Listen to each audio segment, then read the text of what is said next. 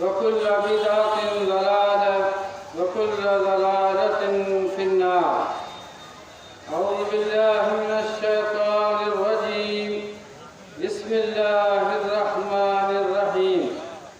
हाफ़िज़ू अलस्सलावात वस्सलातिल वुस्ता वक़ूमू लिल्लाहि क़ानितीन। बरादरान इस्लाम, मोहल्ला हैदराबाद के नौजवानों ने आज के इस अज़ीमुश्शान इस्लाह मुआशरा कॉन्फ्रेंस का इनेकाद किया है। मैं मुबारकबाद पेश करना चाहता हूँ मोहल्ला हैदराबाद के उन तमाम लोगों को जिन्होंने इस कॉन्फ्रेंस को कामयाब बनाने के लिए दामे दिल में सुखने जिस तरह की भी कुर्बानियाँ दी हैं, यकीनन वो काबिल मुबारकबाद हैं। अल्लाह रब्बुल आलमीन से दुआ है कि अल्लाह रब्बुल आलमीन उनकी कुर्बानियों को कबूल फरमाए और अजर अज़ीम से नवाजे। बरादरान इस्लाम, इश्तिहारात और अबलागे मीडिया के ज़रिए आपको ये इत्तला मिल चुकी है कि आज के इस कॉन्फ्रेंस के दो अज़ीम मुक़र्रिर हैं। पहले मुक़र्रिर आले जनाब मौलाना शाहिद जमाल साहब नदवी हफ़िज़हुल्लाह, उस्ताद जामिया असरिया दारुल हदीस नौ, और दूसरे खतीब हैं जनाब डॉक्टर अब्दुल गफ्फार साहब सलफ़ी हफ़िज़हुल्लाह, उस्ताद मदरसा इहयाउस्सुन्ना वजरडीहा बनारस। हमारे ये दोनों मुअज़्ज़ज़ मेहमान तशरीफ़ ला चुके हैं। इंशाअल्लाहुल अज़ीज़ आपके दरमियान यके बाद दीगरे वो तशरीफ़ लाएंगे और किताब व सुन्नत के रोशनी में एक अहम मौजू पर आप हज़रात के सामने खिताब करेंगे। इसलिए मैं उन तमाम हज़रात से दरख्वास्त कर रहा हूँ जो सड़कों पे खड़े हुए हैं या इधर उधर टहल रहे हैं, ये एक ज़िंदगी मजलिस है। इस मजलिस में बैठना कार सवाब है। इसलिए आप हज़रात दरगाह के अंदर अपनी नशिस्तें लेकर के बैठ जाएं ताकि इत्मीनान व सुकून के माहौल में आप हज़रात उलमाए किराम के मौइज़े हसना से मुस्तफ़ीद हो सकें। क़ब्ल इसके कि आप हज़रात के सामने हमारे मुअज़्ज़ज़ खतीब तशरीफ़ ले आएँ, मैं चाहता हूँ कि चंद मिनट आप हज़रात के सामने किताब व सुन्नत की रोशनी में नमाज के ताल्लुक़ से कुछ बातें अर्ज़ करूँ। ये इस्लाह मुआशरा कॉन्फ्रेंस है।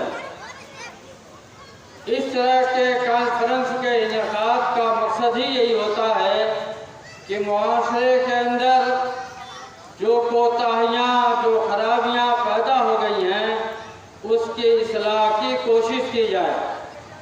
आज हमारे मुआशरे के अंदर एक दो नहीं बल्कि बेशुमार बुराइयां पैदा हो गई हैं और हमें उसका एहसास तक नहीं है। उन्हीं बुराइयों में से सबसे अहम चीज़ जो हमारे मुआशरे में पैदा हुई है वो तर्के नमाज है।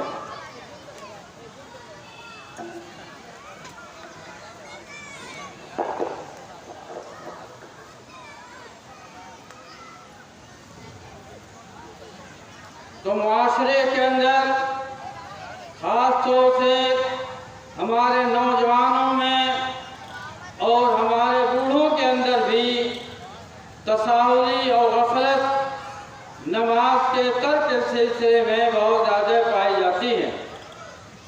जबकि नमाज एक अहम इबादत है। अरकान इस्लाम में से अहम रुकन है।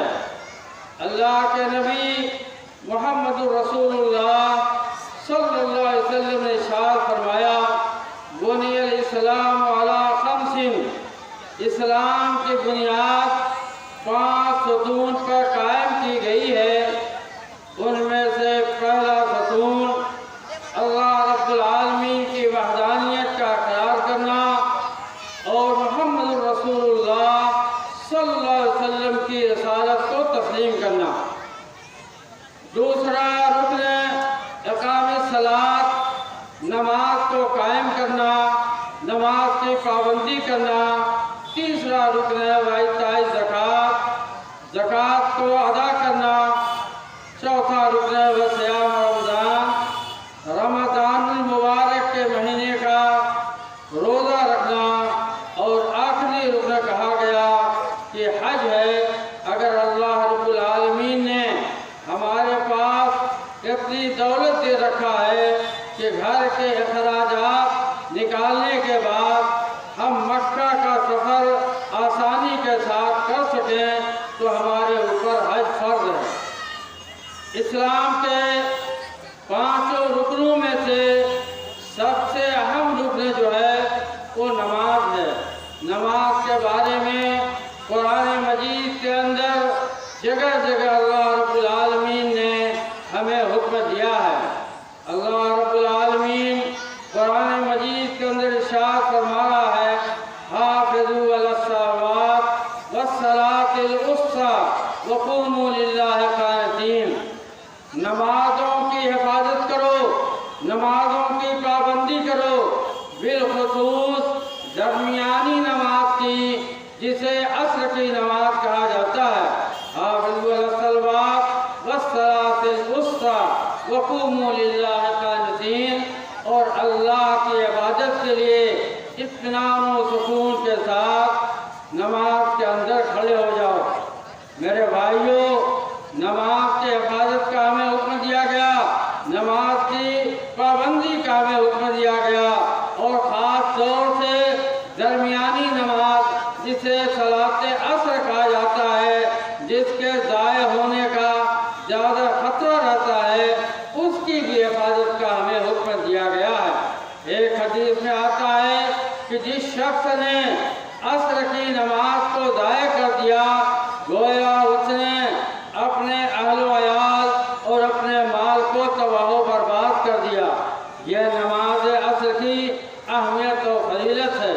मेरे भाइयों, नमाज वो अज़ीमुश्शान इबादत है जिस नमाज को फ़र्ज़ करने के लिए अल्लाह रब्बुल आलमीन ने अपने प्यारे महबूब मोहम्मद रसूलुल्लाह सल्लल्लाहु अलैहि वसल्लम को मेराज में बुलाया।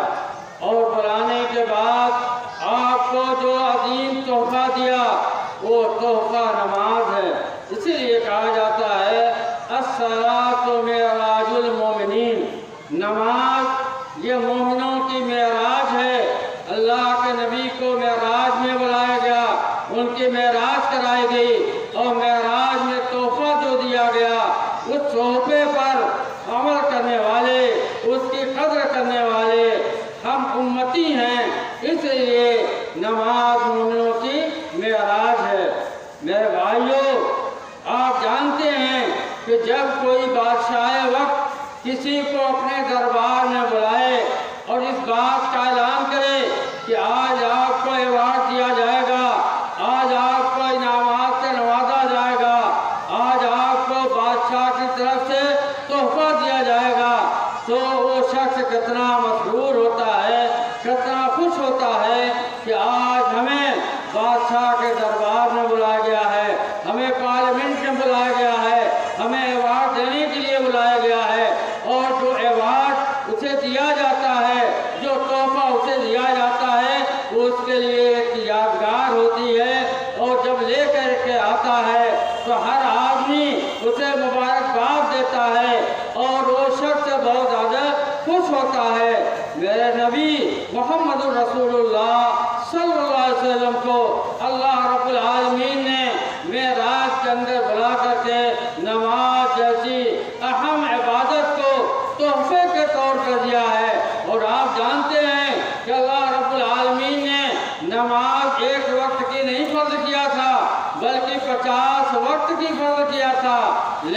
मूसा अलैहिस्सलाम से मुलाकात हुई और उन्होंने पूछा कि अल्लाह रब्बुल आलमीन ने आपकी उम्मत पर कितने वक्त की नमाज फर्ज किया है? तो उन्होंने कहा कि 50 वक्त है। तो उन्होंने कहा मैंने अपनी उम्मत को तजर्बा किया है, मैंने देखा है, इसलिए मेरी दरख्वास्त है कि आप अल्लाह रब्बुल आलमीन के यहाँ जाइए और उसमें तखफीफ कराइए। चुनांचे अल्लाह के रसूल सल्लल्लाहु अलैहि वसल्लम अल्लाह रब्बुल आलमीन के पास गए और उनसे दरख्वास्त किया, ए अल्लाह नमाज में तखफीफ कर दे। अल्लाह रब्बुल आलमीन ने नमाज में कमी किया, यहाँ तक कि वो नमाज कम होते होते 5 वक्त पर आ गई। जब 5 वक्त पर आ गई तो अल्लाह रब्बुल आलमीन ने कहा मेरा वादा बदलता नहीं, मैंने जो वादा किया है कि मैंने आपकी उम्मत पर 50 वक्त की नमाज फर्ज किया है, अगर आपकी उम्मत 5 वक्त की नमाज अदा करेगी तो हम उसे 50 वक्त की नमाज का सवाब देंगे। अल्लाह रब्बुल आलमीन कितना रहीम व करीम है कि हम 5 वक्त की नमाज पढ़ेंगे और सवाब पाएंगे 50 वक्त की नमाज का।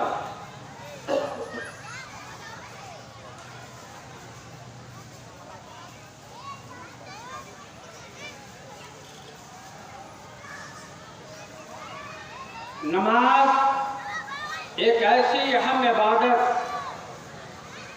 कि जिसके लिए अल्लाह रब्बुल आलमीन ने हज़रत जिब्राईल अलैहिस्सलाम को काबे के पास भेजा और उन्हें यह हुक्म दिया कि जाओ मेरे महबूब को 5 नमाज के औकात बताओ और उन 5 नमाज का तरीका बताओ कि कैसे नमाज पढ़ी जाएगी, कितनी रकात पढ़ी जाएगी, किन वक्तों में पढ़ा जाएगा। अल्लाह रब्बुल आलमीन के हुक्म से हज़रत जिब्राईल अलैहिस्सलाम दुनिया के अंदर तशरीफ़ ले आए और 5 नमाजों के औकात बताए, नमाज का तरीका बताया और उसके बाद हमारे प्यारे नबी मुहम्मदुर रसूलुल्लाह सल्लल्लाहु अलैहि वसल्लम ने अपनी उम्मत के सामने नमाज पढ़ करके दिखाया और बताया कि देखो सल्लू कमा रअयतुमूनी उसल्ली, मैं जिस तरह से नमाज पढ़ता हूँ अगर इस तरह से नमाज पढ़ोगे तो तुम्हारी नमाज अल्लाह रब्बुल आलमीन के यहाँ काबिल कबूल होगी। बुखारी की रवायत है कि अल्लाह के नबी मुहम्मदुर रसूलुल्लाह सल्लल्लाहु अलैहि वसल्लम एक मर्तबे मिंबर पर तशरीफ़ ले गए और आपने मिंबर पर खड़े होकर के नमाज पढ़ी, आपने क़याम किया, आपने रुकू किया मिंबर पर। जब सजदे का नंबर आया तो आप मिंबर से उतरे और उतरने के बाद आपने ज़मीन पे सजदा किया। जब सजदा मुकम्मल हो गया तो फिर मिंबर पर चढ़ गए और आपने कहा कि मैंने तुम लोगों के सामने जो नमाज पढ़ करके दिखाया है इसलिए दिखाया है ताकि तुम लोग मुझसे नमाज का तरीका सीख लो और मेरी इत्तबा करो, मेरी पैरवी करो और इस मेरी नमाज को मुझसे सीख लो। तो नमाज को सिखाने के लिए, नमाज की तरबियत देने के लिए, नमाज की ट्रेनिंग देने के लिए अल्लाह के नबी मुहम्मदुर रसूलुल्लाह सल्लल्लाहु अलैहि वसल्लम ने मिंबर पर चढ़ के नमाज पढ़ करके दिखाया। ये नमाज इतनी अहम इबादत है। यही नहीं बल्कि अल्लाह के नबी मुहम्मदुर रसूलुल्लाह सल्लल्लाहु अलैहि वसल्लम जब मर्दुल मौत में मुब्तला थे, झांकने के आलम में थे, उस वक्त आपकी ज़ुबान मुबारक से जो आखिरी कलमा निकला वो अस्सलात अस्सलात वमा मलकत ऐमानुकुम, ऐ लोगो नमाज की पाबंदी करना, नमाज की पाबंदी करना और अपने माहतातों का ख्याल रखना। यानी अल्लाह के नबी आखिरी वक्त में भी नमाज की फिक्र किए हुए थे। और सहाबे कराम का बयान है कि हमारे ज़माने में किसी चीज़ के तर्क करने को लोग कुफ्र तस्वुर नहीं करते थे सवाए नमाज के। यानी जो शख्स नमाज छोड़ देता था, नमाज नहीं पढ़ता था, तो हमारी निगाह में गोया उसने कुफ्र किया। मन तरक सलात मुतअम्मिदन फकत कफर है, जिसने जानबूझ करके नमाज जैसी इबादत को छोड़ दिया उसने कुफ्र किया। मेरे भाइयों, नमाज के अंदर तसाहुली बरतना, लापरवाही बरतना, इसकी भी ममानियत है, कुरान के अंदर है। वैलुल लिल मुसल्लीन अल्लज़ीना हुम अन सलातिहिम खाशिऊन, कहा कि वैलुल लिल मुसल्लीन अल्लज़ीना हुम अन सलातिहिम साहून अल्लज़ीना हुम युराऊन व यमनऊनल माऊन। अल्लाह रब्बुल आलमीन कुरान मजीद के अंदर फरमाता है कि उस शख्स के लिए तबाही और बर्बादी है जो अपनी नमाज के अंदर तसाहुली बरतते हैं, लापरवाही बरतते हैं, एक वक्त की नमाज दूसरे वक्त में पढ़ते हैं, यानी कभी पढ़ते हैं कभी नहीं पढ़ते हैं। इस तरह की नमाज जो है हमारे लिए हलाकत और बर्बादी का जरिया है। मेरे भाइयों, नमाज इतनी अहम इबादत है कि अब्दुल्ला हैं हज़रत उमर बिन खत्ताब रज़ियल्लाहु ताला अन्हु जब किसी को किसी इलाके का गवर्नर बना के भेजते थे तो उनको इस बात की हिदायत करते थे कि मेरे कामों में सबसे अहम काम अगर कोई है तो नमाज है। जिसने नमाज की हिफाजत किया, जिसने नमाज की पाबंदी किया, उसने दीन की हिफाजत किया, और जिसने नमाज को ज़ाय बर्बाद कर दिया उसने दीन को ज़ाय बर्बाद कर दिया। मेरे भाइयों, नमाज इतनी अहम इबादत है। चुनांचे नमाज के बारे में आता है कि एक मर्तबा नबी अकरम मोहम्मद रसूलुल्लाह सल्लल्लाहु अलैहि वसल्लम की खिदमत में एक सहाबी रसूल हाजिर हुए और उन्होंने अर्ज़ किया, अल्लाह के रसूल, मुझसे एक गुनाह सरजद हो गया है और उस गुनाह की वजह से मुझ पर हद जारी कर दीजिए। जब उन्होंने अल्लाह के नबी मोहम्मद रसूलुल्लाह सल्लल्लाहु अलैहि वसल्लम के सामने अपने गुनाह का एतराफ़ करते हुए सज़ा का मुतालबा किया तो उसी दौरान नमाज का वक्त हो गया। अल्लाह के नबी नमाज पढ़ने के लिए चले गए। आपने नमाज पढ़ाया, उस सहाबी ने आपके पीछे नमाज अदा किया। जब नमाज खत्म हो गई तो उनके अंदर बेचैनी थी, बेकरारी थी, परेशानी थी। फिर अल्लाह के नबी की खिदमत में हाजिर हुए और अर्ज़ किया कि अल्लाह के रसूल, मुझसे गुनाह सरजद हो गया है, मुझ पर हद कायम कर दीजिए, मुझे सज़ा दे दीजिए। दुनिया की सज़ा मुझे गवारा है लेकिन आखिरत की सज़ा मुझे गवारा नहीं है। जब उन्होंने ये बात कही तो अल्लाह के नबी मोहम्मद रसूलुल्लाह सल्लल्लाहु अलैहि वसल्लम ने इरशाद फरमाया, क्या अभी मेरे साथ आपने नमाज नहीं पढ़ा? उन्होंने कहा कि अल्लाह के रसूल, बेशक हमने आपके साथ नमाज अदा की है। तो आपने फरमाया कि जो तुमने नमाज अदा किया है, इस नमाज की वजह से अल्लाह रब्बुल आलमीन ने तुम्हारे गुनाहों को माफ़ कर दिया है। तो नमाज पढ़ने से गुनाहें माफ़ हो जाती हैं। एक हदीस के अंदर आता है कि 5 वक्त नमाज, एक जुमा से दूसरा जुमा, एक रमज़ान से दूसरे रमज़ान, यह उन तमाम गुनाहों का कफ़ारा होता है जो उसके दरमियान सरजद होती है। यानी आपने एक नमाज पढ़ी, उसके बाद फिर दूसरी नमाज पढ़ा, तो एक नमाज से लेकर के दूसरी नमाज के दरमियान जो आपसे गुनाह होते हैं, नमाज पढ़ने की वजह से वो गुनाह मिटा दिए जाते हैं। इसी तरीके से अगर आपने एक जुमा पढ़ा, फिर दूसरे हफ्ते जुमा पढ़ा, फिर एक जुमा के बाद जो दूसरा जुमा आपने पढ़ा, बीच में जितने गुनाह होते हैं जुमा की अदायगी की वजह से अल्लाह रब्बुल आलमीन उन गुनाहों को मिटा देता है। इसी तरीके से साल में आप रमज़ान का रोज़ा रखते हैं, एक रमज़ान का रोज़ा आपने रखा, फिर दूसरे साल आपने रमज़ान का रोज़ा रखा, इस बीच में आपसे जो गुनाहें सरजद हुई हैं, अल्लाह रब्बुल आलमीन रमज़ान का रोज़ा रखने की वजह से वो सारे गुनाहों को मिटा देता है। ये अल्लाह रब्बुल आलमीन ने हमारे गुनाहों को मिटाने का ज़रिया बनाया है। मेरे भाइयों, आप नमाज की पाबंदी कीजिए। इन्न सलात तन्हा अनिल फहशाए वल मुनकर, बेशक नमाज बेहयाइयों बुराइयों को दूर करती है।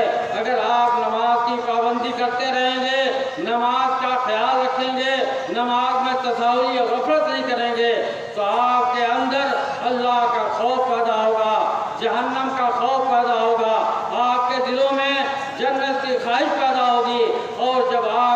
के अंदर ये चीज़ें पैदा हो जाएंगी तो कभी आप बुराइयों के करीब नहीं जाएंगे, अपने आप को बुराइयों से दूर रखेंगे।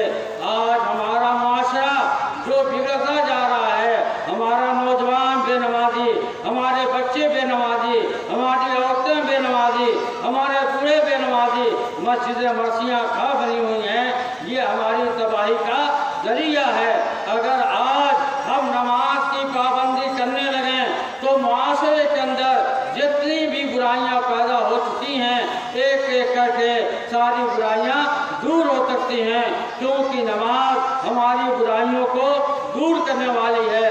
जरा आप सोचिए, हर वक्त 5 वक्त नमाजों में आप अल्लाह के सामने खड़े होकर के अल्लाह की तारीफ बयान करते हैं, उसकी बड़ाई बयान करते हैं, उससे इस बात का इकरार करते हैं, ए अल्लाह हम तुझी को पुकारते हैं, तेरी इबादत करते हैं, तेरे अलावा किसी की बात नहीं करते।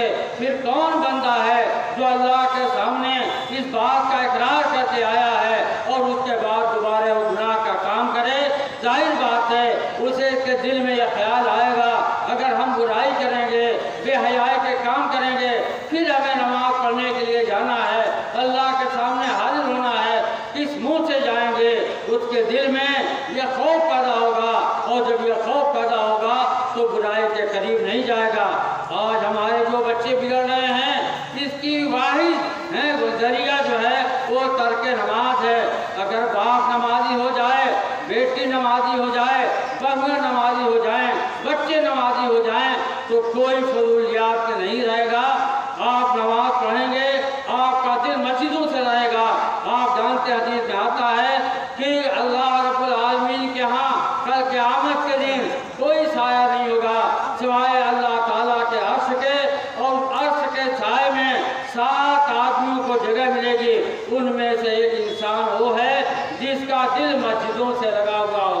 एक नमाज पढ़ के आया, दूसरी नमाज की उसको फिक्र हो, जिसको दूसरी नमाज की फिक्र होगी, नमाज की फिक्र करता होगा, कभी वो बुराई के करीब नहीं जाएगा। इत्तिदाद का जो फितना है वो दीन से दूरी का नतीजा है।